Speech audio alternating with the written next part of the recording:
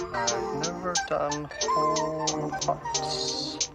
Oh, they take little tiny pieces. There won't even be a scar. I think I found the problem. Oh, come on, you're the doctor. Everyone, lights out and quiet.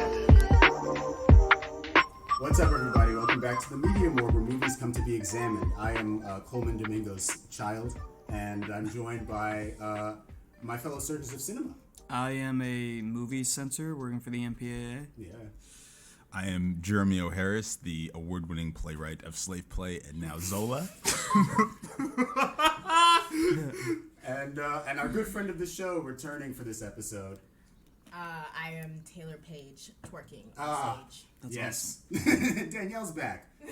Thanks for hopping in with us here. So, of course, as you guys know, we review 2 movies an episode. This episode's going to be a little different, though, because both the films Should we we're say looking at what happened to Zach? Zach was... Zach was erased by the Zach time. died. Zach died on the way to an audition. He was pruned. He was a variant on the timeline. Zach has disappeared under mysterious circumstances. No, but it's a busy guy, and sometimes we gotta make allowances. Luckily, Danielle was in town, so we still have a quorum. Today we're talking about 2 movies that are actually both out now. One of them, the first, will be Zola, which is directed by Janicza. Bravo, thank you. We are so current on this show. Yes, sir. 2 female directors this week. Absolutely. And the second one, Danny's personal pick, is Censor, which was directed by, I don't remember the name of that director. I don't either. Cool. So It starts with a P. She's a woman. Let me pull it up and then we'll edit it into. There you go.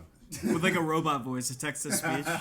Because this just would not be right. Prano Bailey Bond, released this year in 2021. It's out in theaters still now for I think a couple days. So we'll be getting into that for the second portion. But of course, before we have the reviews, we have the news. So what are we talking about today, folks? Danny, I think you. Listen, Criterion's doing some cool shit. All right, they're sick of these little soy boy Wes Andersons and then French New Wave fucks. They got some Safdie in the collection now. Okay. Yeah. Now you gotta give them the respect that you deserve. Okay?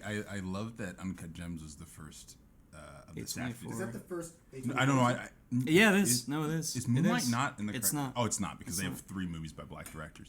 I really did think Moonlight was in the Criterion collection.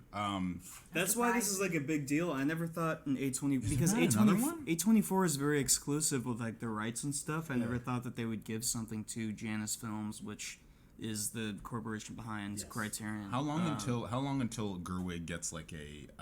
I think it's Francis Ha is in there. Francis Ha is in there.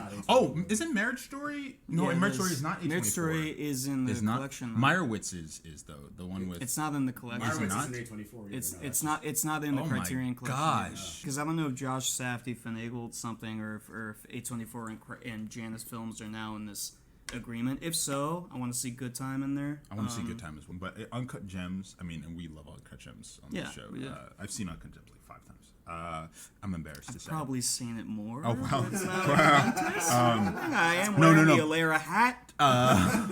Uncut Gems is like, honestly, and I know we talk about A24 a lot, but I think Uncut Gems pierced the culture in a way that I think other A24 movies did not. Like, I think Uncut Gems, I knew people like my dad and people that weren't into movies talking about Uncut Gems, and they were just like, it's because of Adam Sandler. It's because it's about basketball. It's also like a New York movie. It's like New York. The same with Good Time. In that specific period. But I just think like Adam Sandler, with his reputation as an actor, like anytime you think you see him doing something different, you're gonna watch, and then you remember that he's really good. Yeah. But he slums it. And his performance. His performance, like the fact that he was able to understand how horny this guy was for gambling. But there's this like moment where he like wins something, and it's like he's orgasming. I'm gonna come. Holy shit, I'm gonna come. Yes, like And it's when he first opens up the opal and he takes it out of the cod that they ship it in. He looks into it, and they shrink his eyes at the CG when he says, "Holy shit, I'm gonna come," and he sees the cosmos inside of the opal. What's wild about that performance is that it's almost like he's doing another character, like the characters he'd do in the 90s, but it's like if he took it deathly serious. Yeah. If Billy Madison had a gambling addiction and he was cheating on his wife, and My favorite bit in the whole movie is when he's walking with that. It's like in the last act, he's like walking the street, and the guy's like, "Hello," and he's like, "Oh, you're a Jew again? Congratulations!" Yeah, I remember. Oh my God, what a good movie! It's a very lively movie. It's also very stressful, which is why I don't understand how Wes is comforted by it. Oh, it's a I'm huge comforted by it movie. because it's so eccentric. Like every character is so eccentric. That character Wayne Diamond, is that his name? Wayne Diamond. He's a real guy, and in the movie, the name of his character is just so he's playing himself. Yeah. And he's a very eccentric like fashion designer. I think he like if you go on his Instagram, he acts exactly like he does in the movie. So because they don't use like actors most of the time, they use people they find on the street. The guy in the casino who Julie Fox is talking to, Josh Safdie met the night before.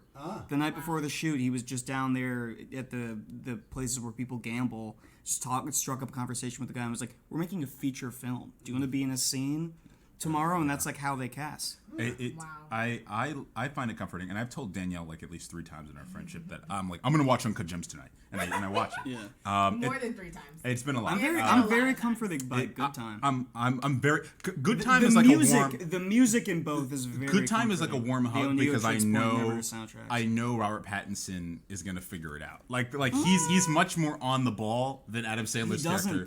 He doesn't. But figure it Adam out. Sandler, he's always teetering right on the edge of falling into the oblivion, and Robert Pattinson's like, "I got it. No problem. I got it." And he His confidence makes you feel. Well, who gets a worse fate? Because Howard is on. Well, he's on like the peak. He like just hit the biggest bet of his life, and he dies happy. But Robert Pattinson's gonna spend like life in jail. I think Robert Pattinson's gonna worm his way out for of it. grand larceny and child endangerment and molestation. You know, Oh, he that's does molest that child. That is a bummer. He risks being a sex offender in order to stay in her house for a couple more hours and figure stuff out. It's a huge bummer.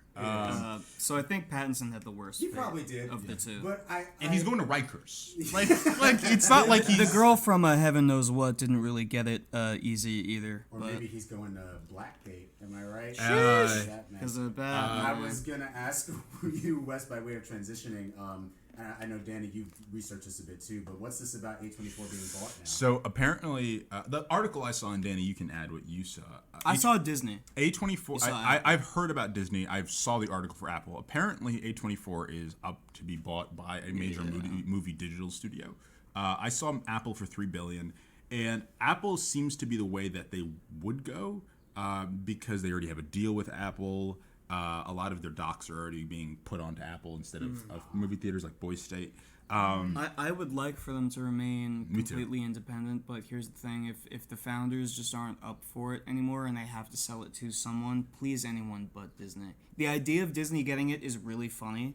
Because like Disney owning Star Wars and then owning like The Lobster, Disney owning Popular Entertainment, Disney owning Captain America, and then The Killing of a Sacred Deer. Like it's really fucking funny. Like I was laughing like seeing that, but you know, for the indie soul of that studio, I do hope it's not Disney. I'm interested in what you think about this, Danielle, but I wonder what this means for the future of the movie industry. And not to get like glum about it, but there's a lot to be cynical about. But in school, I mean, a lot of the way at school they train you is that they want you to get with an indie studio. Yeah. Like that's the training is that they're like, hey, we want you to movies, But I mean, even like I was given an interview for a job at an indie studio because that's where they want you to go. Right. Like they want you to go to Neon, A24, Annapurna. Neon's like, and that's where they want you to sell your movies to. But if one of those jacks on the board is taken off and it's no longer,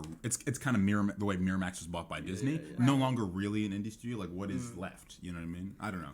I remember when I was in undergrad at Northwestern, Jeb Stewart was like, this is how much money is in Hollywood. He like stretched his hands across and he went, this is how much Disney like superhero movies have. It's like a huge chunk, and then he's like, this is how much the rest of us have. And he like pinched his fingers together, and it was just a very dark moment. And I think that's only getting worse if some of these bigger companies are just absorbing each other, which is like corporate America in general is just like, we don't realize that it's just like these huge conglomerates like somehow circumventing laws by just eating each other up, and our industry is getting up. It seems like the only way to really like make a successful indie movie now is somewhat in part due to like nepotism and stuff. Because Well, it's always has been, yeah. Lena Dunham, for example, was seen as this like indie darling when she made that movie Tiny Furniture, but like her parents are famous people. And along with people just saw her as like an indie wonder, and like she Right. wasn't. She What was in the system. What I already. love about what you're saying, though, Dan, is it's true, and I think there's a lie. I remember early in my time at school, and someone said, one of the guests that had come in said, essentially, in terms of like catching people that are fresh talent, they were like, it actually is those corporations that are actually leeching for fresh talent that don't have connections. That's why you see like Chloe Zhao is a Born bad and example. raised in because LA. That's why you see Chloe Zhao is a bad example because it's actually she's actually very wealthy. But like they'll pull people that are connectionless for Hollywood that don't have a rich parent to do a Marvel movie, to do a Star Wars movie. And he was like, that's how you get more quote unquote diversity. But he's like, places like A24 are very white because indie studios go with kids of famous people. Like that's how it goes. Like Right. Possessor is Cronenberg's kid. You know what I mean? Like they can't afford to make the just kind gambles of playing that, his dad's beats. that Disney can necessarily. Possessor is literally a Cronenberg movie, but Disney probably can afford to make some more risky decisions in a way that A24 is kind of like we need a profile, like we need a person we know. Well, it's kind of the facade of a risky decision because they always Right. go with people that they know are reliable. I want to actually talk about something that briefly before we move on to you, Danielle. But when we went to see Zola Thursday night, the three, me, Wes, and Danielle, we were looking at some trailers for I think other A24 stuff, and Wes was like, honestly, people The hate Green on- Knight played before, right? Him? Green I Knight. think, I think it might have, or some other. Green Knight. Yeah, woo! The Green Knight played before mine. Yeah, my no, I'm favorite excited to see side. that. Yeah. But Wes was saying, like, people rag on Marvel because all their stuff looks the same, but like A24 is doing the same thing. Like, it might have been actually when the movie was over. Yes. We were talking about how it looks like, how Waves and Moonlight look similar. You know what it was? It was that. I don't think it does look like those movies. But Justin made a great joke that he was like, is the kid from Waves going to show up in the post-credits? Oh, I said his Thanos going to show up. You said, it's the kid from Sterling K. Brown or the kid from Waves. And then, because we talked in our very first episode about how even though A24 is, they're not a production house, they're they a distributor. 90%, yeah. But it's like, we were talking about, do they do some sort of post-production or something when they acquire the films to create a look? We talked about, Saint Maud having like that moment of weird, like, the swirliness and some of the CG effects that go on that don't seem to really track with the movie overall. And so we were wondering, like, okay, does A24 do stuff? I don't think so. I mean, that stuff kind of naturally seemed like it worked its way into because at that point in the movie, she's seeing herself as like God entering her body, so she would, fantasize that she's levitating. Right. But as far as their visuality and stuff, I'm sorry to keep interrupting, guys. I do think Zola looks like a '70s movie, and Waves looks super like modern now. So I think there is enough visual difference in the stuff that they do. What were you saying, Daniel? Just for our audience, that is Wes sparking up another joint. That is, I need you to cut that. My mother listens to this. You're right. I am lighting a candle. No, but we're gonna say. I think that A24 has its own brand, right? It watches a film. It's like, this is part of our whatever. But I also think that we need to recognize, and I've talked to Wes about this, that indie is a genre. Yeah. Mm-hmm. Like, it doesn't just mean like this is an independent film. It means that it has its own generic. They have their own feel, right? Their own Syntax, vibe. semantics, right? Like there are certain tropes. Like when I was a kid, I used to pretend to be like a middle-aged white mom in an indie movie because I just thought that shit was hilarious. But because it comes up again and again because it has its own sort of genre sensibility. Yeah. And so I think that because A24 looks for that specific sensibility and looks for those genre markers. The quirky Sundance movies. Right. Yeah. The films tend to feel and look the same. Texturally, yeah. And I think that they're realizing that people like that, and so they're curating that into like a prestige sort of elevating indie, not just into this niche, but like a prestige sort of genre under this umbrella. Right. Yeah, and I like to be clear, there is definitely a difference like between because what Marvel does is they hire all these different directors, but then more or less And then force them to make the same movie. The same. There's a movie. house style the way that in comic books there's a house style with the art. You know. Right. You get one artist or one colorist maybe for the whole run, even if there are different artists or whatever. But like, well, think about like stuff like Adult Swim. Every Adult Swim TV show has the exact same vibe to it. It's all like weird existential stoner comedy. Yeah. I'm wondering, with some bigger company acquiring A24, I'm wondering if they're just creating an easier pipeline for directors. And I think that's what's happening because you see like brilliant. Disney's like, oh, I love this, like bringing their little indie directors into their big, assembly line films, right? And I think this probably will make it easier for some of these companies Janicza Bravo's going to direct the right, like who are she'll direct exactly. X-Men. They want that level of prestige. The of Safdies this are going to do Daredevil. director who's also did indie films and indie films that did well. Right. That's brilliant. I actually think that you're absolutely correct because you'll notice that in the last 5 years specifically, you don't even really need to have done a mid-budget movie anymore. Like even when Coogler came in, he had Fruitvale, Creed, which is mid-budget, and then he did Black Panther. So there's a stepping stone. Yep. Now it's like you do one movie. Kate Shortland. Yeah. Also, John Watts from Spider-Man: Homecoming did one movie called Cop Car. Was it not Clown?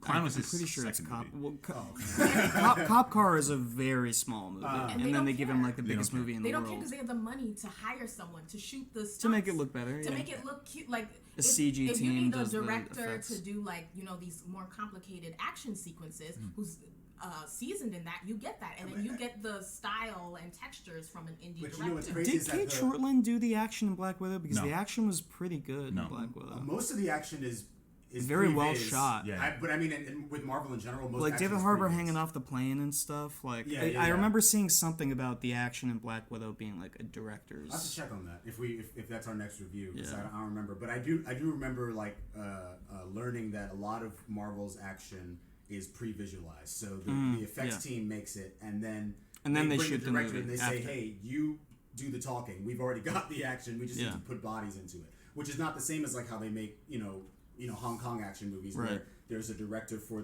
we talked about this with West Side Story. There's a director for the story and a director for the choreography. And Jackie Chan does grueling choreography that takes months and months to master, and like even state of the art stuntsmen get frustrated. He brought that over to Rush Hour, and that's those movies are not as well shot as its Hong Kong shit, but that's another conversation. The Hong Kong stuff is super wide, and like the camera's keeping pace with everything. Rush Hour is like punch cut, slap cut. It's Americanized, and it's Brett Ratner. So what did we expect? But briefly, Danielle, let's talk about these Emmy nominations for a little bit, guys. If there's anyone in particular that you feel like ripping into. You know what just came to me? I've been thinking about this. Is that like what's very funny about nominations in general from these big things is like if someone that we like gets nominated, we're like exactly because these of course they get the validation, and at the same time, if someone like Reggae Jean Page gets a nomination, you're like. Remember, you see, these award ceremonies, they mean nothing. And those two things exist at the same time. So like this is a good segue from the Disney conversation because Disney was all over the Emmys. All over. I was like, I'm Hollywood trying to is figure Disney out, at this point. At this point. But I'm trying to figure out whether like it's because we had like not a lot of media that came out in the past year because of the limitations of such. They could have done better than giving Don Cheadle a nomination for a 2-minute cameo, though. At least give him a nomination for his very good show Black Monday. Like what? No, they said he did that propaganda so good. Exactly. Justin, you said it's like such evidence that like they don't watch shit. It's like you watch the pilot and then the pilot's Don Cheadle's in it. Okay, but if you watch that full show, and I mean like I have thoughts about it. I forgot he was in it. It's the worst one, by the way. It's kind of the flattest, the least interesting. But Carl Lumbly. He's great. Supporting actor, like he's fantastic. He's performing in that. But it goes to show they didn't actually watch exactly. The weird thing about the Emmys this year, and it might be that there's not a lot of shows to nominate. Like Succession didn't get another season, and that would have trailed through. The weird thing is that it's so WandaVision, right? I think WandaVision is like 3/5 of a good show. Like, it's almost a good show. It started pretty strong. It starts really good. Elizabeth gradually- Olsen and Bettany are great the whole time. Catherine Hahn's great the whole time. But, the show itself, the wheels start to fall off around episode 5. Well, especially the finale. Yeah, Forget it. I would say even Tiana Paris does a good job, but Tiana Paris is kind of just... She's doing a good job with essentially... The character's written poorly. The character comes and goes. The show thinks it's maybe a two-hander with her and Elizabeth Olsen, then it forgets about Tiana Paris, whatever. Those performances are good, and I would nominate them. But does this signal Disney beginning to encroach even on award seasons? Because they've been trying to with the Oscars for years. Lion King was nominated for a bunch of shit it didn't deserve because that movie's very bad. But no, they've been trying to for a while. But what's the point? We'll have to see next year because it's this year that they were able to put out a lot of content that other places weren't able to do so. So we'd have to see next year, but. Do you think? Well, it seemed like they were shooting for. I'm sorry to interrupt. No. It seemed like they were shooting for a Prestige. I mean, with their show, like WandaVision felt like Bewitched meets Eraserhead until it turned into a Disney movie. Yeah, well, and they didn't. Damn. It's the truth. No, it's the truth. It is very Lynchian. At the beginning, the first 2 episodes, definitely. The weird thing to me is Disney is hiring these prestige directors with the guise of we want their voices in our movies. Listen, we all would take a check from Disney, if you're listening, but that's really doesn't seem like what they really want. Because if you look at anything except for maybe Last Jedi, Rogue One, and Thor Ragnarok, I don't know who directed those movies. I don't. To be honest, those movies all look the same to me. So it's clearly not for a directorial voice. It's so the Academy looks at it and goes, "Oh, Chloe Zhao directed. We just gave her an award last year. What is this Eternals thing? We like her. We like her. Wow. But for me, it's why is that the mountain you want to climb? You're Disney. You don't need that. I think there's something about holding on to prestige. I don't know. I think they want what HBO has. To be honest, true. It's probably true. I don't know. There's they have a consistency insofar as they will always give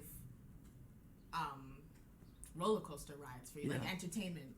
So is that an exact quote from Martin Scorsese? No, he said emotional theme park. You know how every Phase 2 movie, every Phase 2 movie in the MCU had the exact same structure? No, like finale. It was always something is plummeting to the earth and they have to break it. That's what Guardians was. That's what Thor Ragnarok was. Ultron. Mm-hmm. Something is gonna crash and they have to break it before it crashes. There's a sky beam or something. That is all. Well, that was TMNT and Avengers and stuff. But Phase 2 literally had the same final fucking. You know what's funny about problem. what you said is that there's there's another movie podcast I listen to and one of them. Arrival. Yes, definitely Arrival. No, but one of their hosts got on Twitter and just tweeted it. After watching Falcon and the Winter Soldier, he says that show feels like it was written by an algorithm. Yeah. And people got upset with him. My god, the last Wow. episode is terrible. You know, Spider-Man was supposed to be in that last episode. Really? For Are you what? serious? Because it's New York. He was supposed to show up and help out with What's the bus. up, guys? The bus scene where Falcon is pulling the bus up was Peter was supposed to show up and web up the bus. I'm gonna be honest, I didn't finish it. It was that boring. I watched the very last 20 boring. minutes of the last episode. I'll be honest. He gives a speech to a senator. Yes, in the middle that of, was when I Broadway checked out. Junction. You know what you should do? You should do this and this and he's Figure kind it of out. posed He's like, Christopher I'm Reeve. Anthony Mackie and I'm a Republican. Yeah. And then I thought the joke was I'm Anthony Mackie and I'm a stage trained actor. And this is the only opportunity they've given me. I went to Juilliard. He went to Juilliard? He did. You cannot tell, my nigga. Oh. No, but you legitimately cannot. Okay. Most of them you can tell. He just seems like a guy in everything he does. He's a very charismatic guy, and then we like him for the charisma. Like He's when just you look a at guy. Adam Driver, not all of Adam Driver's performances are. Actually, that's a lie. He's very good in most of his movies. He's not really. very good. But Is he transformative though? I guess for Kylo Ren, he kind of. No, is. not really. He's not really recognizable. But as Kylo Adam Ren. Driver has that thing that good actors have. One kind of good actors have, where they're just so simple that you just believe. Yeah. You're like, well, yeah. In every man. So when I watch Adam Driver, I'm never like, oh, he went to Juilliard. I'm like, oh yeah, that makes sense. Anthony Mackie, I'm like, what? No, Well, going back to that, that's why Dustin Hoffman was like the guy, and he was getting so much work in the 70s and 80s because he was like the everyman. Yeah. Like you don't feel intimidated by him. He just feels like just very simple. your neighbor or something. Yeah. Well, Powerful. You were gonna say Danielle? Oh no, I was just gonna say that when you watch Anthony Mackie in that Black Mirror episode, and Nicole Bahari's like eating him the fuck up in that scene. You're just like, what did you just show up today? Like, like that's what I feel like whenever I watch him act. Like he just showed up and they gave him a script and he's like, I can repeat lines. And that's how you feel. Even Yahya Abdul-Mateen's in that show, who's just like secretly like a great actor. They don't give him the parts because he's handsome and he's like brolic, but like he's a very good actor. And you're watching him in the show and you're like, what? How did this nigga get on set? Like this. Trevante Rhodes wasn't available? Like, what's going on? We're ripping him and stuff, but he's one of my favorite people to watch get interviewed. He's really funny. Anthony Mackie, yeah. He is funny. Yeah, have you seen that one where he's with Sebastian Stan? It was for Infinity War, and they're talking about workout routines. He's like, yeah, I just eat soy all day. All I do is eat soy. And Sebastian Stan's like, soy will give you titties. What are you talking about? Like, don't eat soy. He's like, nah, I just sprinkle a little soy on everything. I just eat soy all day. He's totally fucking with the interviewer. They definitely have chemistry, but yeah, I mean, maybe at some point we'll eventually talk about one of these Disney Plus shows. For now, let's hold off on that. Yeah. We're going to take our first break and come back to talk about Zola.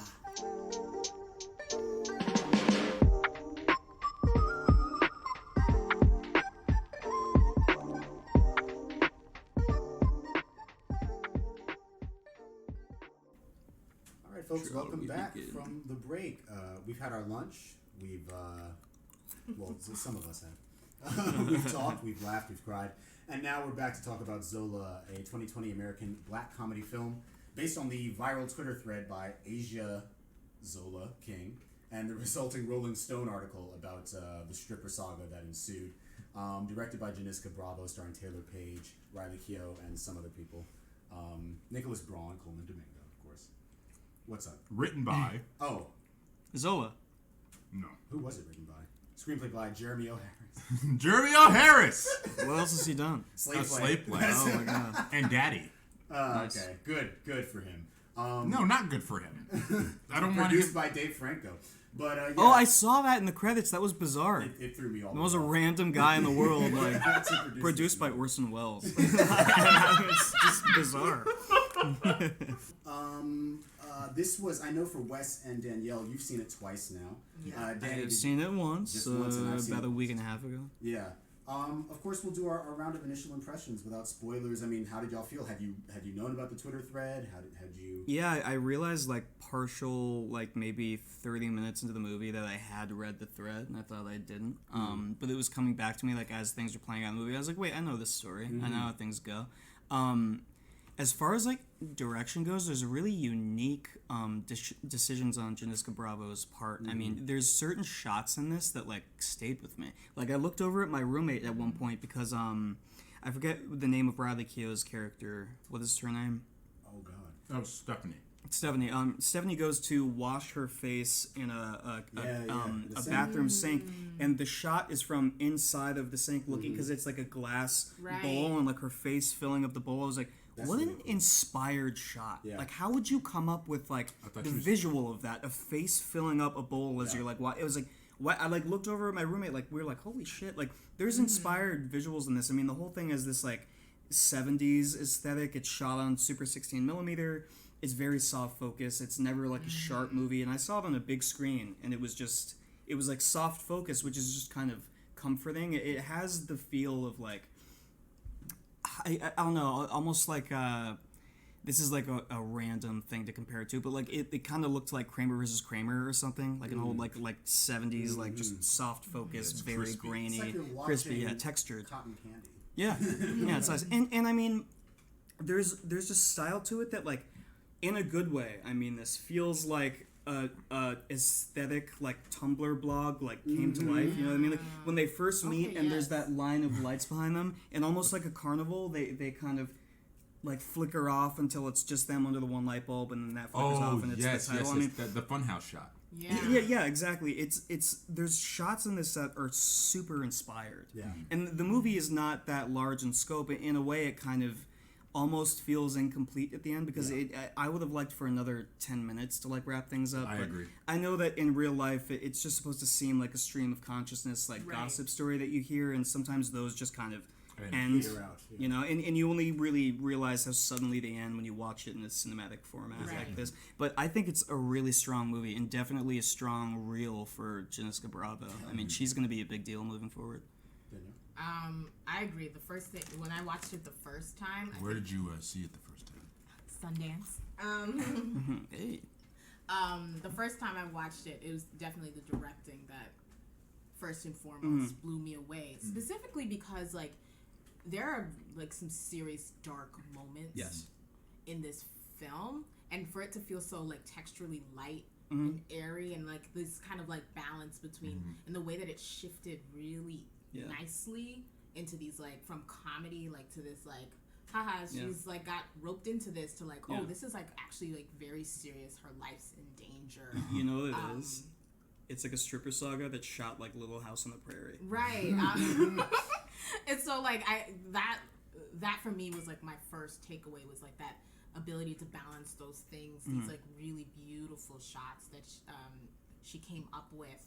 Upon my second watch, it just felt like it's a one-time movie for me, at least like plot-wise, because like it comes from that Twitter thread, and like if you like read it in real time, like waiting for the next update of that thread was like one of the best experiences I've ever lived through. So like watching it on screen as a filmmaker who's interested in that art form and seeing it translated was like just blew me away the first time. I like really enjoyed it the first time, but I think it's like you have to see it once, but like I don't think it's like, for me it doesn't have a rewatch value insofar as like once you know what's gonna happen, the tension completely dissipates, and I think that's probably in part because of her directing style. It does kind of, I agree. I had watched some of just, how do you say her name again? Janicza Actually, Bravo? the C Oh, I comes said before the Z. Janicza. Yeah, we've all been saying that, but I think it's Janicza maybe. I watched some of her shorts. They were on Criterion leading up to Zola earlier in the year, and I watched most of them. Most of them actually have Jodie Comer-Smith in them, which is wild. And they're kind of weird Terrence Nance-esque shorts, which were interesting. And I think even when I didn't like the short itself, I really enjoyed her directing. I thought her directing was interesting. And it's weird seeing that applied to a more narrative film, even though there's some weirdness that floats over, some surrealness. Definitely the moments where right before, like the act break of 2 into 3 is a little interlude where we see Stephanie's version of Zola, and I was like, that's such a weird place. I felt like that. it was out of place, but I liked it. But, I liked it. But the thing about it, I keep thinking that's the part of the movie I keep thinking about is like, why would you put it there? That's such a weird place to put it, and it's like 3 minutes. I guess they could have put it at the end, and maybe they would have left on like the biggest laughs in the movie. And it's possible. I actually I like her looking out the car window and seeing the cars go by in the clouds and stuff. It reminded me of like daydreaming. I liked that it's such a weird place. Like it felt like a choice. I just haven't figured out what the choice was yet. You know what I mean? And I think the movie is full of choices directorially where I'm like, that's an interesting choice. And I definitely agree that she's a really skilled filmmaker. And if anything else, like I rather a filmmaker that is just doing their own thing than a filmmaker that is attempting to ape, or where you can see the 6 other references. Right. Yeah. We don't always need to understand. Looking at you, Todd Phillips. Structurally, the film gave me some pause. Like I wasn't quite on board with it. I think the dialogue is really sharp. I think it's really funny. I think they should have marketed it more as a comedy because it is essentially a straight comedy with some dark flecks in it. But there's something about the script that's nagging at me that I don't love, and it's not just that it's the slave played writer, because I was ready to just let it go.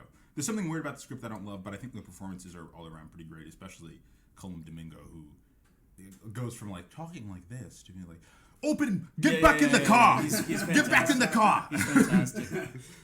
Some of the film's most surreal elements are around that character, like his eyes changing color, and whatnot. Or the fact that he's like when he's peeing. How about the little person by the pool?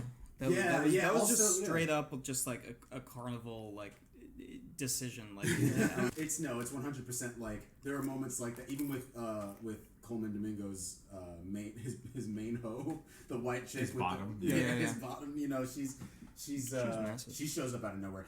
I think for me, I was very surprised by how much I was laughing throughout this movie. It's genuinely hilarious at times, but I think part of what I'm still figuring out is when I don't have a problem with a movie, turning on a dime. Suddenly, obviously, Parasite does that, right? It starts as like, oh, look at these rich people getting the runaround. I'm gonna bring on From Dusk Till Dawn one of these days, Oh, yeah. and that's one of the ultimate.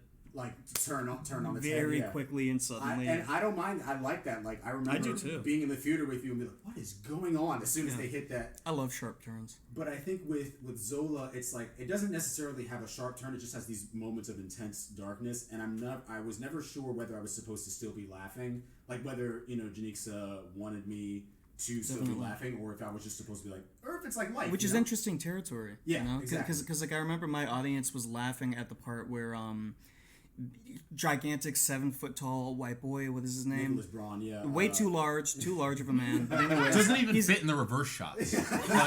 he's getting cuckolded and he vomits. Yeah. And my audience was like, that's the funniest thing. And I was laughing too. And then later on, I was like, that's kind of sad. Actually. He's such an. I feel like they're both very interested in him. Which is some of the structural issues I have is that we keep cutting back to him, and he's great. Like we all like Nicholas Braun, but we have to show him meeting that guy who later. But even the moment where he's cleaning his vomit and everybody clears the frame and it just pushes in on him and he like stops and he hangs his head. I was like, we're spending a lot of time with this sad clown man. But isn't the movie about Zola? Come on. Yeah, that's a Jeremy O'Hara's thing. I feel like after reading Slave Play, like all the whatever structural problems that you are feeling probably come from him because he like spends a lot of time with the wrong person. He lets things drag on. He's like likes to explain things for too long. So like I feel like he's the one with the structural. And he's also interested in the humanity of white boys, like and not even like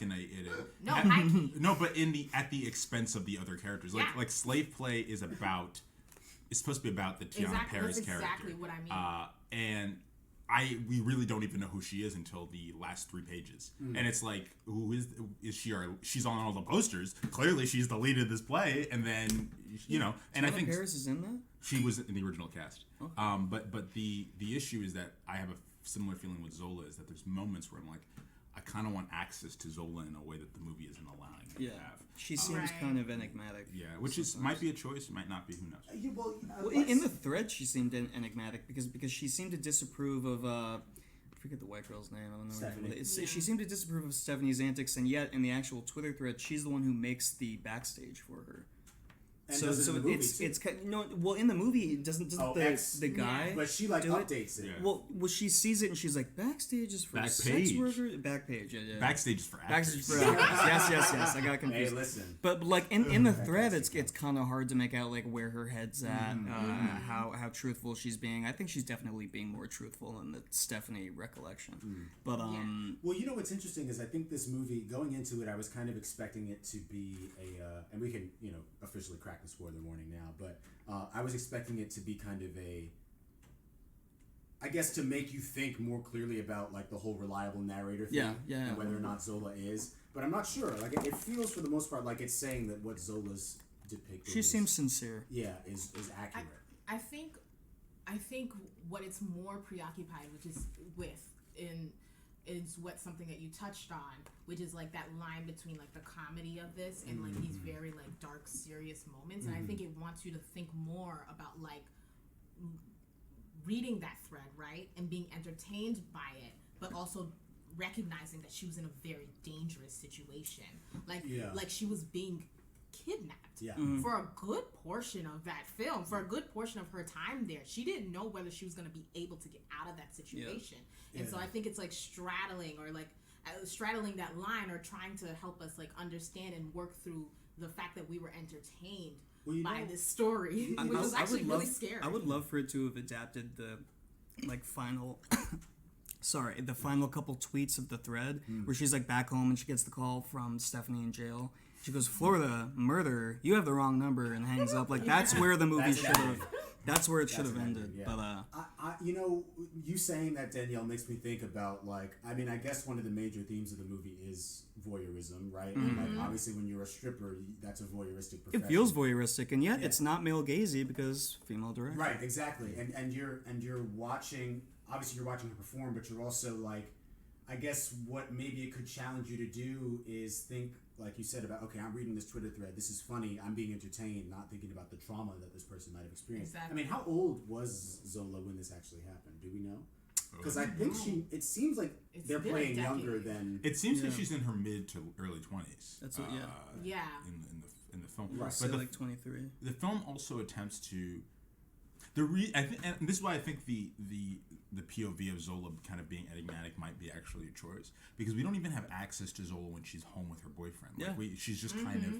I think it's definitely a choice. Yeah, she just kind of seems like, almost like the way Zendaya's character in Euphoria is almost not a character. Like she is. She's a blank slate. But she's a blank slate, so that the audience can put themselves into it. And I think that's interesting for Zola, because Zola gets to Taylour Paige gets to play the straight man in like essentially like a carnival of lunatics. But it also is hard for me to connect to her in terms of not in terms of like getting on board or getting on her side, but in terms of like, okay, but what does Zola really want here? You know what it reminded me of? You know how like when you hear a story from someone and like in their story it kind of makes them seem unreliable because everyone in their story is eccentric and crazy, and they're not. Things are just kind of happening to them, you know, and everyone else around them is making the crazy decisions and stuff and going off the rails, and obviously it's based on a Twitter thread, so I think you would have had to have it be like that regardless. But it did feel, because the movie introduces itself as like a secondhand, you know, account of this what is really mostly happened. true. Most of the events in this are true. So that's why it feels like you're being told gossip from someone else. I also think that's a really good point. But I also think there I don't know, there's something about the way the film, and maybe it's the ending as being so sudden, but there's something about the way the film is structured. It doesn't feel like it's arcing to anything. Like it feels like, I feel like when they were taking the Twitter thread, they're attempting to create a story arc out of the Twitter thread that is essentially just a long form story. Yes. And I think they're half doing it, and then we hit the moment with Jason Mitchell kidnapping them and pulling them into the thing, and you go, oh, I guess this is the climax of the movie. This is the end. I didn't even realize it. I just thought it was another like crazy antic, and the climax would be in like 30 minutes, but then the movie ended. I mean, I didn't mind that. I didn't mind it because the thread is a stream of consciousness. I think it's very interesting for a film to try and adapt that and mimic it, and instead of like trying to like, because they could have put you know, scenes that they came up with themselves and created like a classic structure or something akin to that. Instead, they decided to stay true to the form that they adapted it from. That's so I mean, it would be interesting, like, you know, other like online ideas or threads, like what it would look like in the filmic form, and whether, you know, audiences will be like, as yourself, would be entertained by it, because that's a good point. We don't expect that, and like audience expectation is you expected an arced story, not a Twitter thread. You're right. Well, it's interesting you mentioned audience expectation, because rather so often I feel that's what the distinction between comedy and drama comes down to, right? It's like, it's kind of what you're told before going in. You felt like if the movie trailers had been kind of cut with more of the comedy, then like you would have gone in expecting that. But I think also, like, when we look at a lot of the stuff that we know is billed as comedy, straight up, The Office, It's Always Sunny, you know, it's like, okay, we're laughing because the show is telling me it's okay to laugh. But were I in this situation, it'd be pretty horrendous, even if the movie isn't trying to like. That's why like Seinfeld is disturbing without a laugh track. Like, have you ever seen those videos like Friends without a laugh track and stuff? Yeah, exactly. Because like, and I mean, for me, a lot of the comedy that I like, I guess, tends to be kind of cringe humor or awkward, like situational stuff like that, because I guess that's my life too. Like I'm in cringe situations often. So, and that's the catharsis of it. I think with Zola, it's I just think like there's definitely a difference, because it's like there are clearly lines that are like supposed to be funny, like it'll be 48 hours before I know this nigga's gay, which is hilarious. It'll be 2 days before you hear this bitch. and then you have the scene, obviously the scene in the hotel room where Taylour, Stephanie has been like knocked out and she's in the closet, and then like Coleman Domingo is using Zola as a human shield so he can get the gun out of her purse. And you're like, this is. I loved that when he's guiding the guy's hand into her purse and he feels the gun. It's a tense scene, but then I was like, I feel like if I knew I was going to be watching a thriller, I'd be more comfortable with this scene, because like we were just he-heing outside the door. Well, it's a dark comedy. Which is what the point probably was. Yeah, is that they get to deny. I mean, that's why Parasite is so genius, is because it cues you up to think it's a comedy for the first half. But that's right. And then that midpoint comes and you're like, fuck. It always feels like there's going to be a sleight of hand. Right. The reason I contrasted with Parasite is I feel like once Parasite hits that corner, it's that way for the rest of the movie. You're right. Whereas Zola like dips in and back out, which to Danny's point is kind of like life. Obviously, like we in one day we can experience obviously a whole range of different emotions and encounters. But I think when you're watching it, maybe that exactly was part of her mission, was to make you feel like it's kind of weird, isn't it? Like y'all were laughing at this when it was on Twitter, but this is what it felt like. This is what it looked like. But also, I think a director that actually does that really well, but not quite as intense as this. Taika Waititi does a great job turning scenes from funny to sad really well. Like he does it. He does it really for the well. Wilder people. It's super uneven though. It is. It's very he does it in Boy. There's a moment in Boy where it's funny that his dad is dressed up like Michael Jackson, that he's like an asshole. But then like you're like, oh wait, his dad is like a terrible father. And you're like, you turn it, or like Thor Ragnarok has it all over the place. They're I would assume Jojo Rabbit. I haven't seen it, but it's a really good movie. Jojo Rabbit does it as well, but it's a little not as successful because it's World War II. It's World War II, and you're like at a certain point. I think Taika as Hitler was pretty funny. It is pretty funny. In my opinion, it's pretty good. But back to Zola. Something I wanted to talk about along the same line was we were talking about the fact that there's no on-screen deaths necessarily, even though someone gets shot in the neck. But you don't see the impact. Often what they'll do is they'll pull out the 4 frames that have the impact in it. So when Nicholas Braun jumps out of the window and smashes the thing, we don't even hear the sound. We just we swish pan to Zola being like, he actually did it. Because it wants to distinguish from being like that kind of movie. I think when you show gore, even if for a brief moment, you become like a type of movie that some people will avoid, because some people cannot do gore and they will avoid stuff that has it. Well, it's a contract, right? It's a contract with the audience. So like you by showing the audience certain genre trappings, you're setting up a contract with them, and you can either burn the contract in a smart way like Parasite does, or you can destroy the contract in another way where the audience feels cheated. And I think if they were to show those shots of for an example, Jason Mitchell getting shot in the neck, the audience would be jarred in a way that they're not feeling it. The way that a lot of James Gunn's early films it would probably show like the gravity of the situation. So maybe they should have shown. But I like that they keep the ball in the air. They're kind of like it's fun. It's still fun because I think you can no longer laugh if you see a man being shot in the neck and die. But maybe at that point you shouldn't be laughing. And it's blurring the lines. Yeah, I mean that's kind of why I'm still figuring out, and it's good. I mean, hey, we're talking about it, right? Yeah. Like, that's kind of where my head is with the movie. Is I'm not sure if for me the way that the film balances its tone was the most effective. Because I mean, like right after with him laying in the bed bleeding out, his friend goes, "You good, bro?" Which is hilarious, but and that's fine. Like it's just I think because the movie is so is kind of 50-50 with it. I'm kind of 50-50 with it, But I do agree with you, Dan. I think it needs.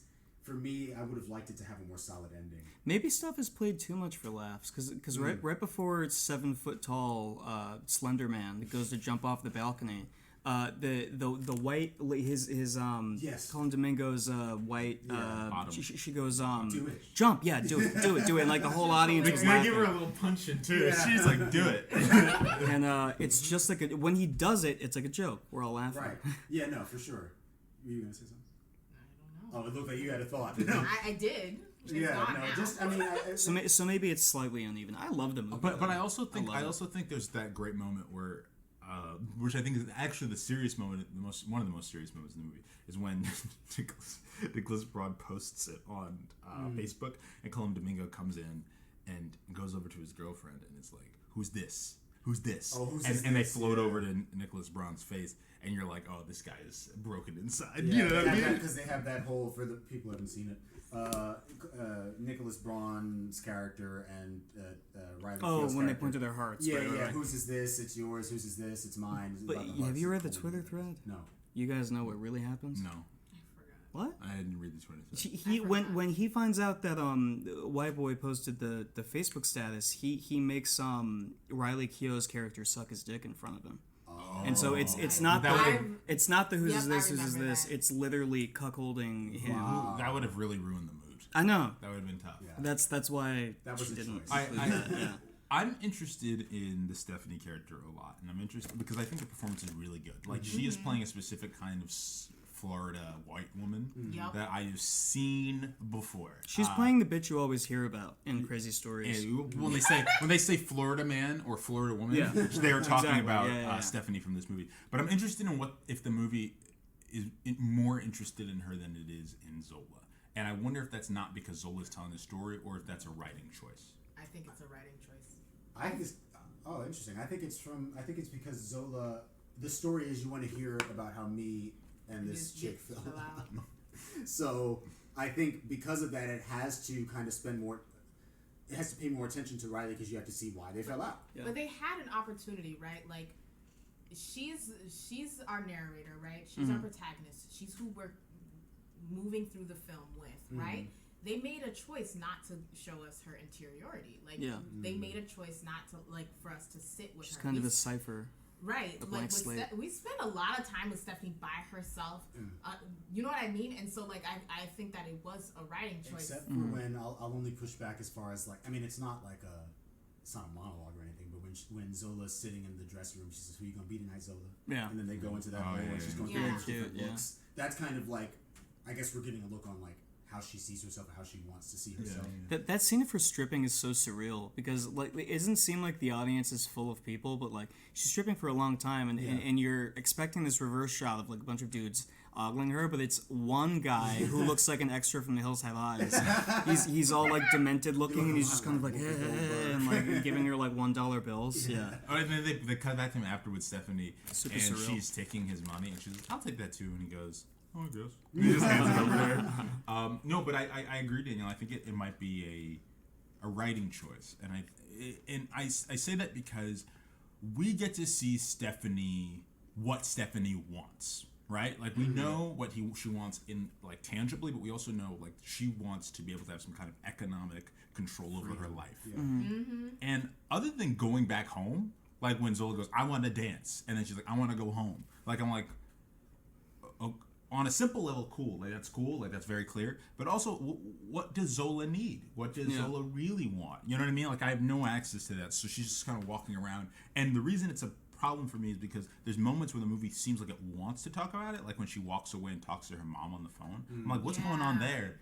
And then the movie doesn't ever touch it again, which it doesn't need to, but it needs to fit together to mean something. Yeah, and I don't think it does. I wonder if there's something, or if they were thinking about, like, her denying access. Like Zola, the character, Zola, the narrator, denying access.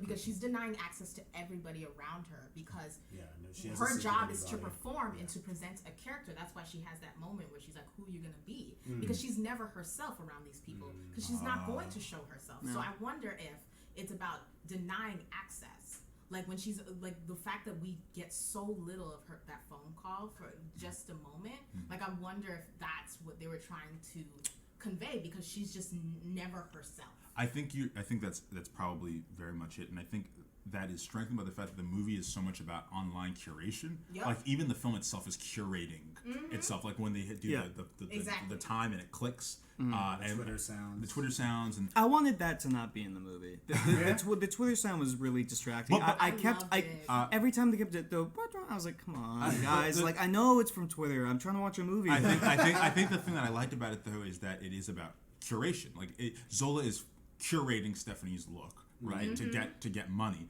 but also in a bigger way, Zola is curating the film for us, and in a bigger way, I mean, A24 is curating Zola for us, and I'm not even making that joke. Like they're selling copies of the Twitter thread bound It's oh wow. So they're curating the act, and they're having Zola do press run. Like the actual woman Zola is on the press junket for this. So it's like Inception. It's like three and it levels. has the story on the top of the book. It says the story in gold font, like it's the Bible.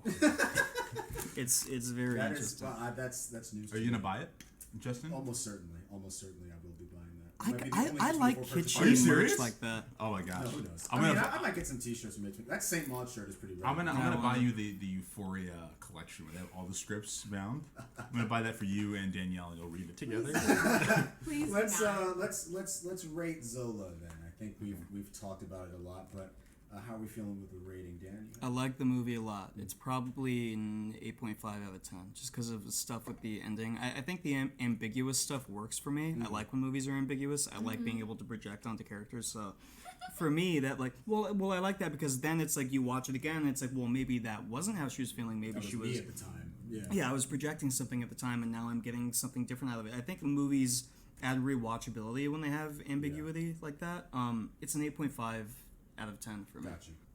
I like the movie. I'm kind of in the middle of everybody. There's a kind of a segment of Twitter that hates it and a segment of Twitter that loves it, as always.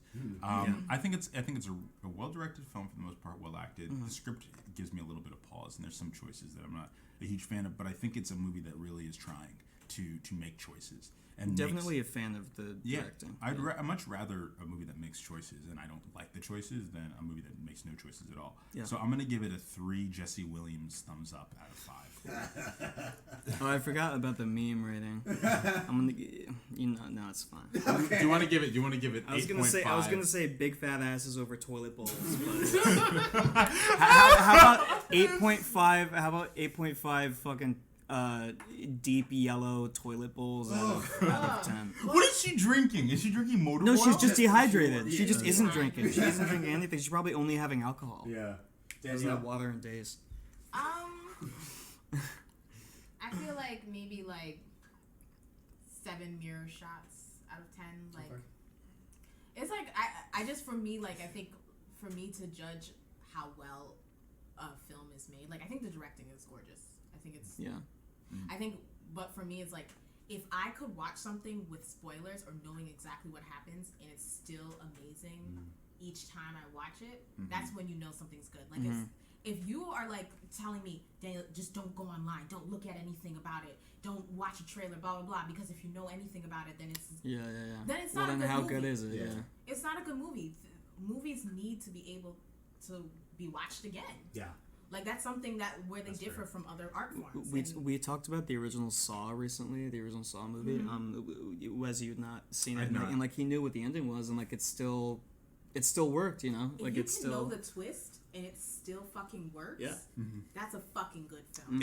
I agree. Saw's a great. It's movie. why I don't care about. It's It's so why I don't care about spoilers, because if the movie is good enough, the spoilers won't matter. Yeah. That's why I don't want the Loki twist spoilers. or the reveal shouldn't. No. I was told about the spoiler in Loki, and it's still cooked, and it's because of the What was the performance. spoiler? Okay. Oh, we should cover that. But what was the spoiler? The who shows Kang? up? Okay, cool. I think like the twist or reveal should not make the movie. And I think like you know what I mean, like that's part. It might be a weak movie if that's the case. But for me, I'm pretty much. I think I'm gonna give it like 7 multicolored Coleman Domingo eyeballs out of 10 because I would watch it again. I would like to watch it with people who haven't seen it. Yeah. Just like that's. I think it's that kind of movie. I don't know if I'd watch it again by myself, but it's very funny.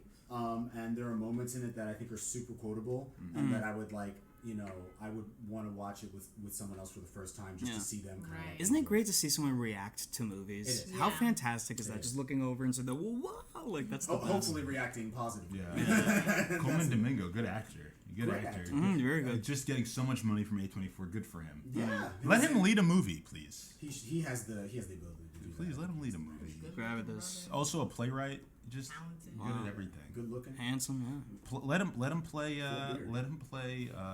Apocalypse. We talked about this on the way out. Tall, chiseled, just all around. I was just thinking we Jon love him. Stewart actually, but I think they've already cast Jon Stewart. Who? It was the guy who was playing you in the Snyder Cut. Who? Wait, what? Well, They need to cast Trevante. Wait. Jon Stewart, Green Lantern.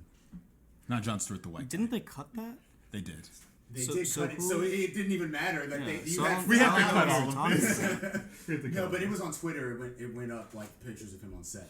But anyway, those are our thoughts on Zola. We're going to take our second break, and Danny's going to lead us through Censor. Welcome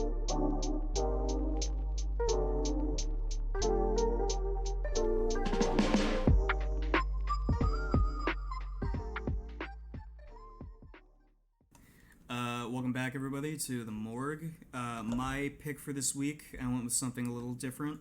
I've been curating some of my favorite movies to bring onto the show, but I saw this one recently at the IFC, and I was very intrigued by it. Wanted to hear what the rest of my hosts here thought of it. This is Censor. It was written and directed by Prano Bailey Bond and stars, I'm going to butcher this name, Niamh Algar. It's Niamh. Niamh. I'm not sure. But it's about it's a character study about a film center that's kind of wrapped up in the decorum of 80s and 70s video nasties. It's very it pays close attention to detail to what it was like back in the day to acquire movies like this. For those of you who may not know, Margaret Thatcher and Ronald Reagan kind of deemed these extreme horror films video nasties, and anything that was gory or kind of schlocky. Movies like The Evil Dead, Texas Chainsaw Massacre, they were banned. Pieces, Driller Killer, which make appearances in this movie in kind of a sizzle reel of splatter.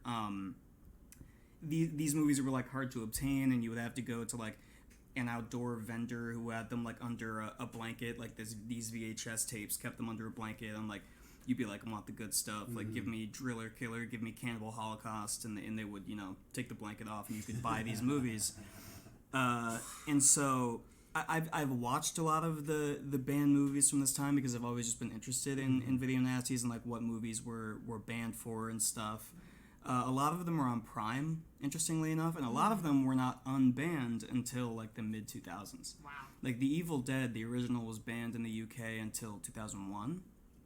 And a lot of this stuff didn't see like a real shelf life until recently. So this movie's kind of pulling double duty. It's simultaneously like like a historical, what's the word? Not a period piece? Yeah, it's kind of a period piece that's about video nasties and film censorship in itself, and then it's also this character study about what consuming so much violent media kind of does to your brain. Yeah. The film seems to really love these things, yet ultimately it concedes that consuming so much of this media is probably not good for you. If you don't have enough So what did you guys think of Censor?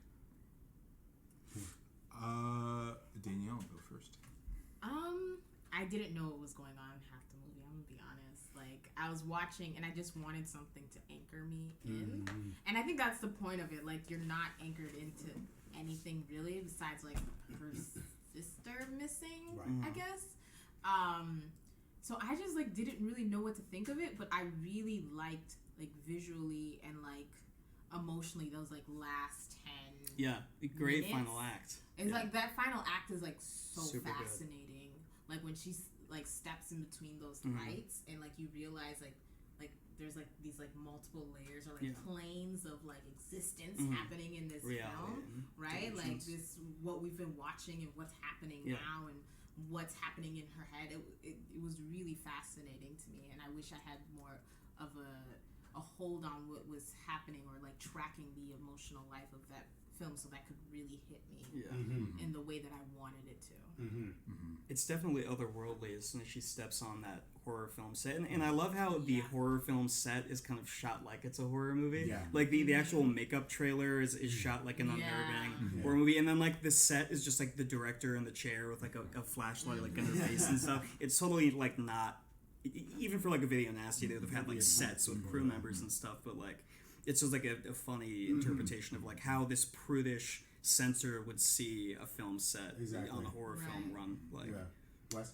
I watched this last night with Danielle, and I really like the visual style of this movie. Like, I think it's really interesting. It looks like a giallo, which is really cool, and it has this Suspiria neon lights in the last act. I actually think that whole last act is pretty fun.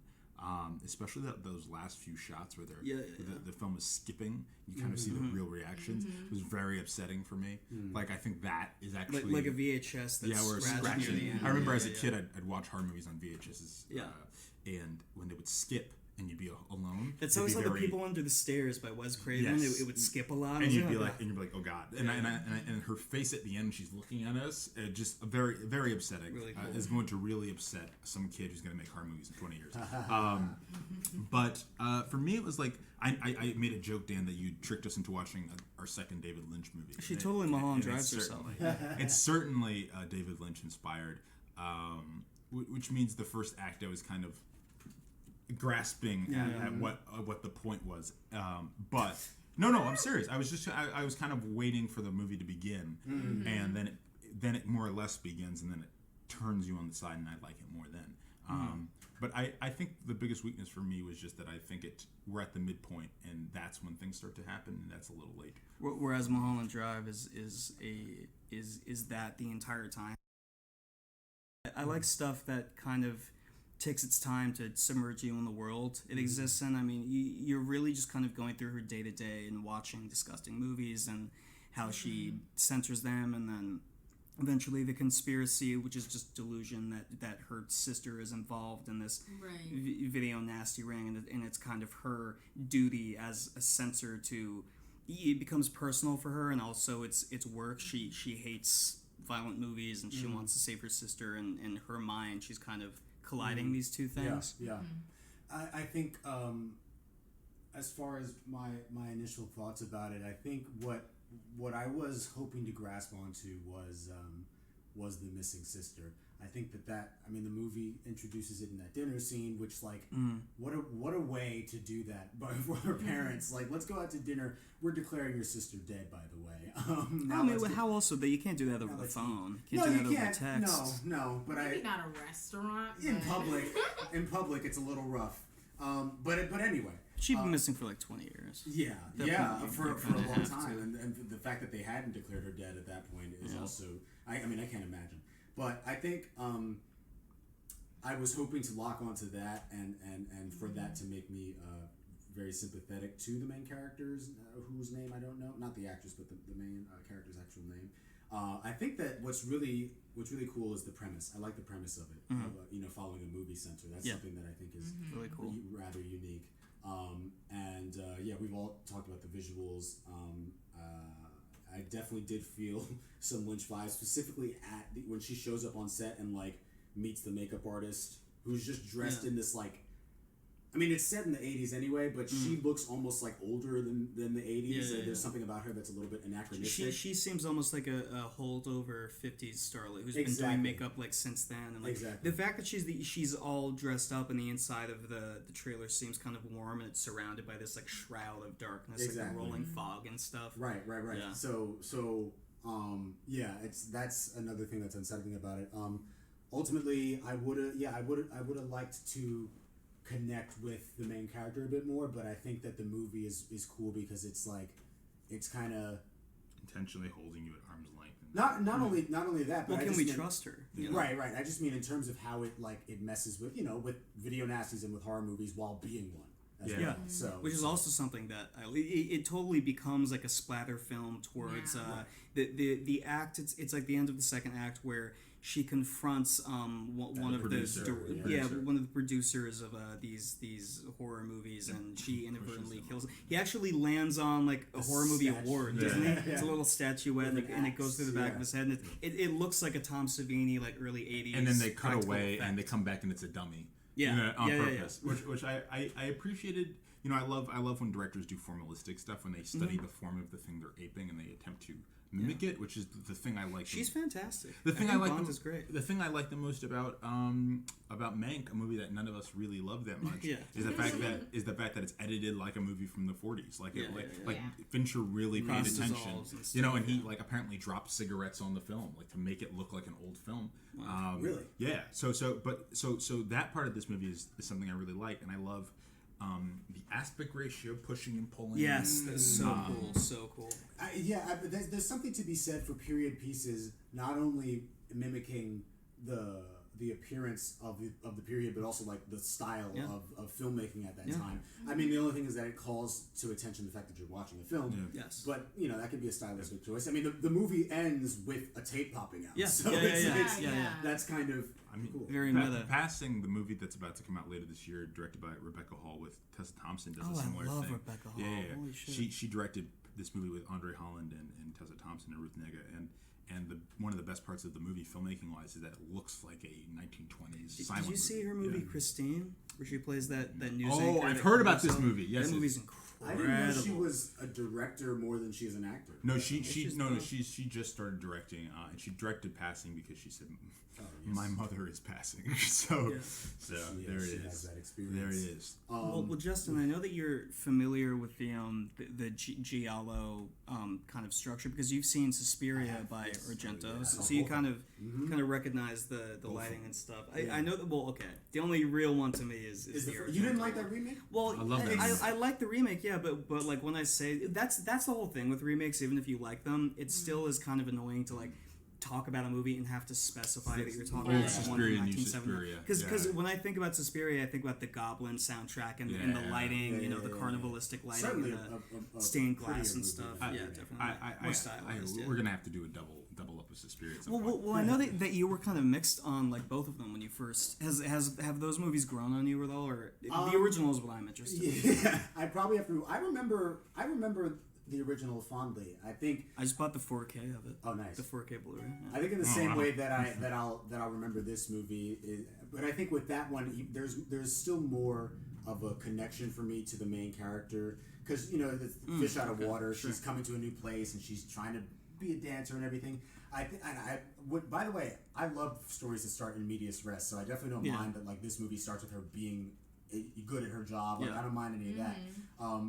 But I think we've looked at a lot of movies or talked about a lot of movies, whether they've been actually the episode feature or just part of conversation that have to do with like, that psychosis or like the sort of like mistaken identity situation. Obviously Mulholland Drive. We've talked a little bit about Shutter Island in between, and this is making me think about those movies. Movie. Right? Yes, for sure. But this is making me think about those movies more than it was about Suspiria until I saw that you guys had mentioned it in the group chat. Yeah, it's very Suspiria-esque. Yeah. Go ahead, Dan. Do you want to go first? I feel like I've been talking. No, you lead it. There was an aspect of this movie that I thought was super interesting, and because I've done all the research on video, I just find it interesting. The whole video nasty craze and banned horror movies and stuff. There was like some murderer in the UK in the 80s who he was murdering women, and they found his apartment. They went into his apartment and they found a VHS of Friday the 13th. And so the news, the circus, they went off the wall with blaming the film censors for not censoring, not cutting down the movie enough, blaming the directors of Friday the 13th and shit, and blaming the media that people consume. Do you remember with Columbine, they were blaming natural born killers. They were blaming the movie Natural Born Killers. They were blaming the video game Doom. How often are we going to mention Columbine? We do mention Columbine quite a bit, but it goes to show, and it starts to affect her because that happens in this movie. They mention the fact that a censor let a sequence of gore go on for far too long, and maybe that's what snapped someone's mind and made them lose it, and it like kind of gets into her head, and it's like that's historical. That's like based in something that movies get, and censors, especially in that era when we were much more conservative, stuff like Driller Killer coming out where there's a shot of like a drill going into a dummy's head and like the gore coming out of it. Like if you didn't cut that down and someone got killed in real life by a drill, maybe you would lose your job as a censor. So I wanted to clarify then because I meant to ask you. So all the movies that are in this movie are real.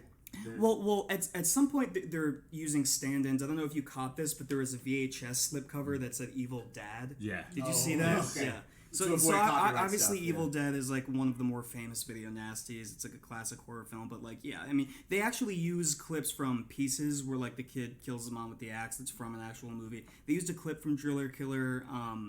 A few of them I picked up on. I wanted to go back to your point about Columbine, which is the thing we cannot stop talking about. At some point, one of us is going to have to bring Elephant onto the podcast. We're just going to have it out. But the thing I thought was interesting about the film is that the film seems really interested in like the idea that we blame movies for a lot of the issues that are just societal. Like it has that, and the reason I know that this is probably on the movie's mind is the Margaret Thatcher They give a lot of time to Margaret Thatcher in that one scene.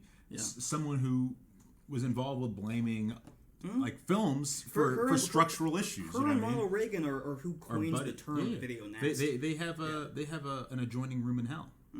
So they're one and the same basically. But I found it really interesting because at the same time there was a great video essay from this guy Renegade Cut that I watched, and he was talking about the fact that the slasher movies in the 80s were essentially designed to uphold Reagan-esque moral kind of standards, even though Reagan often, not Reagan himself, but the Reagan administration, the culture around that, were like, oh, these movies are trash. Because like Jason murders the couple after they have sex, and which stuff, is very. I mean, a lot of those slashers, with the exception of maybe some of Craven's work, are very conservative in terms of their ethics. But I know that Carpenter always said with Halloween that the whole thing is that Jamie Lee Curtis is the only one who's paying attention to her surroundings because her friends are all preoccupied with boys and drugs. She's also not having sex. Yeah. That's true, but by the sequel she still lives and she's had kids. So I mean, that's true. It happened at some point. She had it was an immaculate conception. Okay. But yeah, no.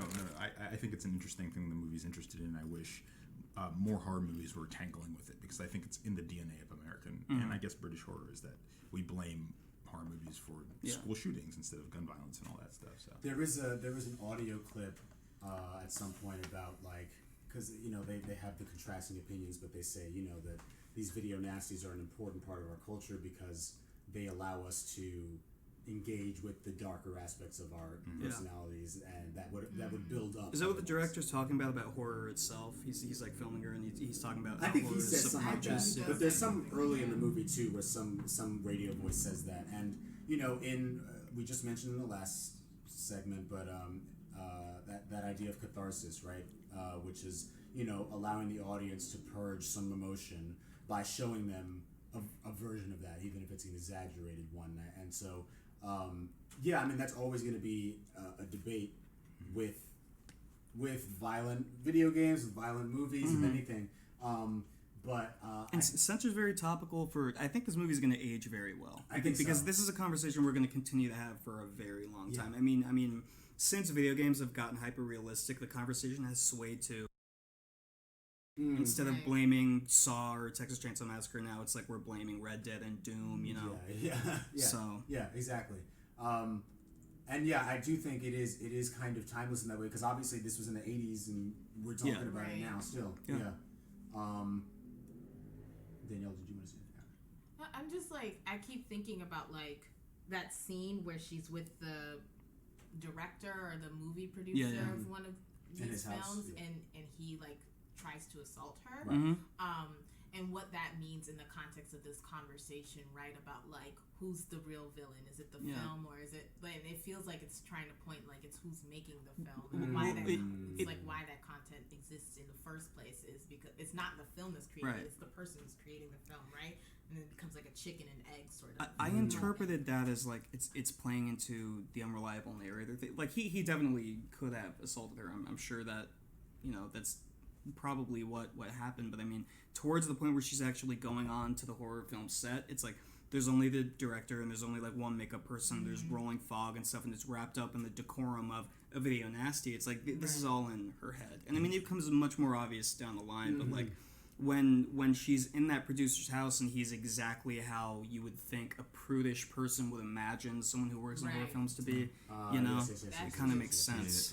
And then they have that wild moment where she kills the Jason analog actor playing him, and then his chest opens up and there's like teeth inside.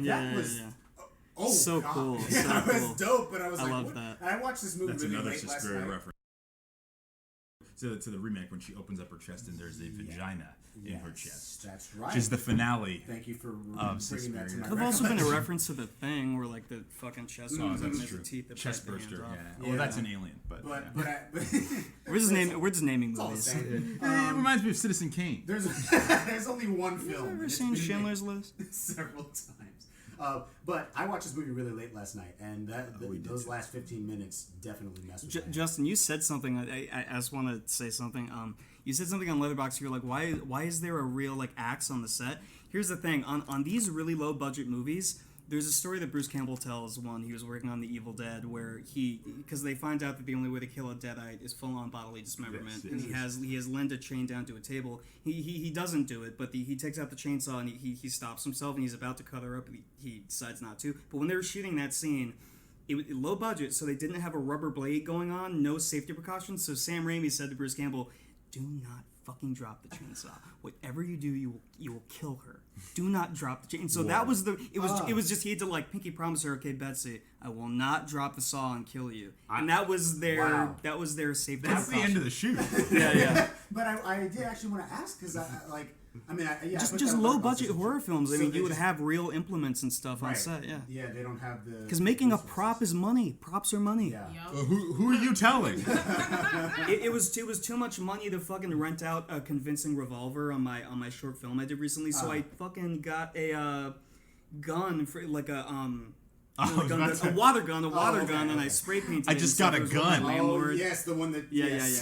that she tried. So to that's what happens. Yeah, I wanted to ask about that, and also this is just a general like filmmaking question, but in terms of obviously with censors, right? Like there's a process. You want to release your film, it has to go through. I guess sometimes depending on the audience you want to have, it has to go through a censor board. Yeah. So then, like, how do uncut versions happen? Is that just the director financing that themselves? I think it's like it's like a theater and like mass like mass showing thing that something needs to be censored. But if you're spending money independently on like a DVD, then there can be like a couple extra seconds of like blood and stuff. There was this whole like unrated movie craze for like the longest time. You got him! Holy shit! You got him! That was amazing. He hit the ground. That was crazy. For everyone not watching at home, someone just broke into the house and Wes fucking smacked his whole head came off. There was blood on the wall right now. None of us were alarmed because we knew that Wes had it. That's why when he broke in, we were still talking about the movie and he just kind of took care of it really quickly. It was great. Silently came up through the fire escape. Yeah. Yo, Wes shut that shit down. No, but you're absolutely correct because I remember when I was a kid watching the Friday the 13th remake. And I remember I got the uncut version. It was right when the iTunes store was. There were a couple more seconds of her like in a sleeping bag burning over the fire. Yes, and there was the one that I remember is the guy who plays the bully, the blonde guy who's like cheating on his girlfriend, and then Jason sticks him on like a pike on the thing. Apparently, not apparently, I've seen it. He like takes like a chainsaw and runs it from his crotch up to his chest. I don't remember that. And in the theatrical, they were like, "You can't do that shit." Yeah, obviously. Well, there's apparently so Friday the 13th Part 7, The New Blood, which was the one where he was supposed to fight Carrie. Before he fights Freddy Krueger and Freddy vs. Jason, the idea for Part 7, The New Blood, was that Carrie from the Stephen King story comes to Crystal Lake and he fights her. There was like a rights conflict, so they had to introduce a new telekinetic character who's very clearly just supposed to be Carrie. But that was supposed to be the goriest movie, and they spent so much money on like the practical effects, like gore effects, like crazy insane effects, and then the MPAA cut that movie down so much that it could be PG-13 because they were extra hard on Friday the 13th after the whole the controversy and stuff. So Friday the 13th Part 7 to this day is the most like G-rated Friday the 13th. But when they shot it, it was the hardest. It was like almost NC-17. I remember I was just gonna say I do remember, even though I wasn't watching any of these movies, I do remember the unrated craze. Like I just in the early to mid and comedies had it too. Yeah, where you could see more boobs and there were more F-bombs and stuff. Exactly. Which, I mean, this is a larger conversation, but the movie invites it. Like the MPAA as a organizing group don't even really have any hard and fast rules. Like they have things that we know. Like you can only say the F word once in PG-13. You can't show an erect penis or it'll become NC-17. Can you show a flaccid penis? You can show. They did in Zola. Yeah. There's 4 of them. But like censorship. I got really excited at the idea of being able to show flaccid penises. I was hoping no one would comment. They talked a lot about it in interviews, like too much about it. Too much about those shots.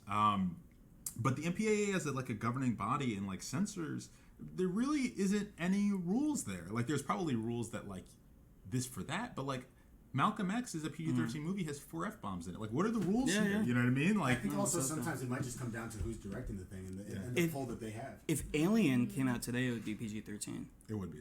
Because Alien is not a gory movie, and you don't see nudity. There's no swearing. I mean, it's all atmosphere and dread. Yeah. The only nudity, obviously, at the time is like when she strips. You see an ass crack. But yes, you do. But she strips down at the end, and maybe that's something. But yeah, there's no sex. I mean, there is obviously the gore of the chest. The chest, because back then that was shocking. Yeah. But now PG-13 movies have a little bit of gore in them every now and then. Do you guys think you'd want to be movie censors? I would hate that. Yeah. I would hate to chop down someone else's work. I would hate to take other people's work and cut it down and say you can't release what you worked on and what you spent money to create. That would make me. This is one of the most impressive things about censor to me is that it got me to feel bad for a movie censor. Right. Because filmmakers in interviews and stuff, they only ever demonize the MPAA. And it's like they only ever make them out to be the bad guy. So the fact that this movie got me to empathize with a movie censor and like her state of mind and the mental health crisis that she's having is kind of impressive to me. Because I started the movie ready to hate her and see something bad eventually happen to her. Yeah. And instead I ended up loving her and something bad did happen to her and I felt bad by the end. Well, maybe she's happy at the end. It could be like a Midsommar thing, right? I think the cops shot her down and that's when the VHS tape comes out of the player. It's essentially the Saint Maud ending. Yeah. Where you're seeing it from her perspective. But the Midsommar ending is a good. Listen, the white woman smiles at the camera ending. Yeah. I don't think in Midsommar she's delusional though. I think she's in the cult. She's she's also in Saint Maud, you see her burning to death. Yeah. So that's it's actually very close to the Saint Maud ending because we keep fidgeting. Which makes the ending more upsetting because you're like, oh, this is fake. Like, this is all fake. And also the drastic color palette difference, right? It's like super cool. And it's like, it looks like a Cloverfield poster when it cuts to reality. There's even like a fake little CGI sun over the parents' house. It actually looks like a kid show, like Teletubby, the sun coming up. I think horror endings that end with the character in some way believing that they're happy or content is actually more disturbing. Yes. I think the ending of Midsommar is the best thing in the movie because you're like, so much of the movie is boring. When non-boring stuff happens, it's cool. I mean, even if you go back to like Hereditary. Hereditary. I mean, the demon, the monster is happy. Is in his body. He's happy. Yeah, he's been like, reborn. He's like, hey, this is great.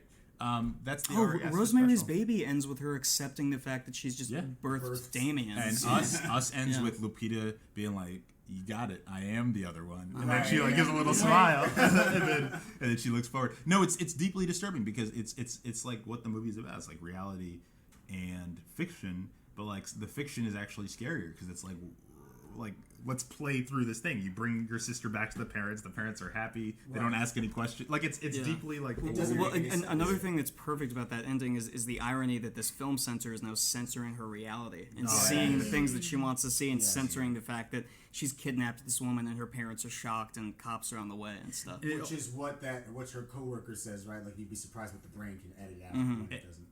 And it also like it cues you up to think that there's some kind of body hopping demon. That's the thing because they have that murderer who amnesia killer, and then you assume that she killed. Well, she probably did kill her sister, and she blanked out for it. Like that's what it's queuing you up. That wasn't my interpretation, but that's valid. I thought she killed her sister because she is watching the video nasty, and it's kind of mirroring her memory of what happened to her. So maybe. So I assumed the big bad was going to be some demon that makes you forget about the bad things you do, a la Conjuring 3. But it wasn't. It was just humanity. The horror of the human mind. At the end of the day, it's just you. Yeah. Well, I think which is great. I mean, I think we've licked the plate on this. Well, yeah. I mean, that's censor, guys. Like, how do we rate it? Danielle. You were not ready. You were not prepared. Come back to me. Okay. I'll give it 3.5 Huxtable sweaters out of 5, which is what the guy who's interested in her is wearing. He is 100% wearing. He looks like Cliff Huxtable. Yeah. No, that guy was nice though. He just wanted to, take her out for some dinner. He's like, I love you and your terrible wig. I give it 13 werewolf man Sasquatch man slashers out of 14. Nice. That's pretty high. No, out of 15. 13 out of 15. Okay. I think I give it like 7.5. Low budget. Gotta use a real axes. Out of 10. Swishes through the air. Yeah. Chest burster faces. Yeah. I don't know. That's like for real. I don't know. Like maybe like 4 bad wigs out of 10. Oh, it's so bad. You want to know how bad that wig is? I saw that actress in a movie that just came out with Jason Statham called Wrath of Man. where she plays like his love interest. Oh, yes. Pseudo Are you talking love about the interest. redheads wig? No, the main character's wig. And I did not recognize, which is maybe what they wanted. But I was the whole time I was like, I couldn't tell it was a wig. I was like, I was looking at her face. I was like, have I seen this person before? And I looked it up, and I was like, oh, this is the same person. So she's not a brunette. I think she's not a brunette. She's an Irish lady. I feel like it's a wig only because they left those like those strands out, and that's how you make the wig look real. Yeah. Also, she has short blonde hair. Yeah. Wait, so you didn't like it? You gave it a 4 out of 10. Damn. It's really low. Dan is really low. Dan is like, wait, you didn't like it? So you did or you didn't like it? I feel like your conversation made me like it more, which is something that happens to me sometimes. If I think about something hard enough, I start to enjoy it. If I squint. That's basically what you just said. That's part of like movies, though. I mean, like Wes said this to me last night. There was just like no puzzle pieces. I felt like I just was looking for something to grasp at, like clues or moments or something. But like it kept shifting. And I mean, this is probably just like her psyche in general was breaking. It was breaking. Like she's just like a boring censor, and then like she like this bad thing at work like coincides with her sister being declared dead. Yeah. So that starts to like spiral and whatever. But it just felt like I was like, what is this movie? What does it mean? What is it trying to say? And I didn't get that until that last act. Which frustrated me because I wanted the last act to land for me because it's so like the points that it makes and the things that it says and the way that it's made, it's so well made. I wanted that to like. Well, you said something interesting about it, which is that you said that the way it's being framed is it's trying to critique the way women are viewed in slasher movies, which I thought was interesting. No, I absolutely, and that's why I made the comment to you last night. I was like, I wish a part of me had wished that she black swanned it, like you know what I mean, like when she gets to this moment where she's in between those lights and like she's like losing her mind, she can't tell what's real and what's fake, and isn't that what happens? She kills and then runs off. Well, you're saying I'm talking about Censor right now. Yeah. Like that for me, like was so like fascinating. This moment where she the actress, right? In these films that like are a lot of them made to punish women, you know, and a lot of them the center of the spectacle is punishing women, is brutalizing women, right? So for me, it was really fascinating as someone who's a censor who has like this layer of like moral panic around these films, and then is now put in the place of these women that she's watching get brutalized every single day. It's her job, right? Like, so you have these like multiple layers of like critique and understanding, and like clearly the director's really well versed in these films, right? Because you can tell from the directing and you can tell from the content of the film.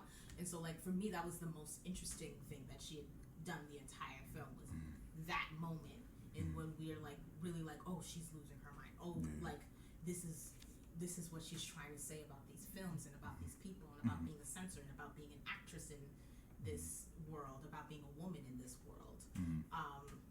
And so like I just wish that landed for me more, and I wish I cared more about that character. I wish I cared more about what she was going through. I wish I could track what she was going journey, through, because I feel like if she placed like small clues as to what she was trying to say about these films in general, about women's place in these films, about censorship, and then like connected, like you watched her like slowly thread these things together until it hits you in the face in that last act. I think it would have been perfect. I'm trying to think of ways that they could have done that more than Prano Bailey Bond is doing, because I feel like it is cluing you in that this is like an unhinged woman, and the whole thing is a commentary on censorship and you know the medium of horror films probably not being the best thing for your brain in general. You know, I feel like it's doing that commentary the whole time. I think it like I think formally, like through the shots, like you can feel it.